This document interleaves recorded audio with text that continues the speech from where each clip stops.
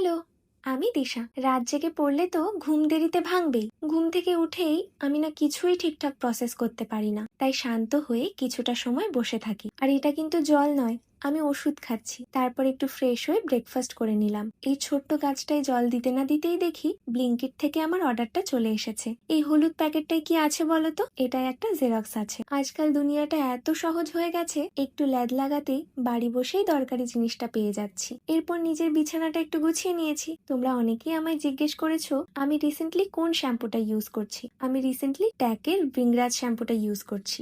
আমার বেশ ভালো লাগছে। এই আয়ুর্বেদিক ব্র্যান্ডটার ব্যাপারে আমি শার্ক ট্যাঙ্কের থেকে জানতে পেরেছি। তারপর স্নান সেরে চুলটা শুকিয়ে স্কিন কেয়ার তো করতেই হবে। এই ফেস মিস্টটাও আমি অনেকদিন থেকেই ব্যবহার করছি, আর আমার বেশ ভালোই লাগছে। ইনস্ট্যান্টলি ফেসটাকে ভীষণ হাইড্রেট করে দেয়, তোমরা নিজেরাই বুঝতে পারবে। ডট এন্ড কির এই সানস্ক্রিনটাও কিন্তু ভীষণ ভালো। এই বডি বাটারটা কিন্তু আমি শুধুমাত্র তার গন্ধর জন্যই ইউজ করি। এই এত কাজ সেরে তারপর পালা পড়তে বসার। এইভাবে শুয়ে শুয়ে কি আর পড়া হয়? আমি না, এটা আমার মা বলে। তবে যা দেখলাম সত্যিই পড়াটা হলো না, ভীষণ ঘুম পেয়ে যাচ্ছিল।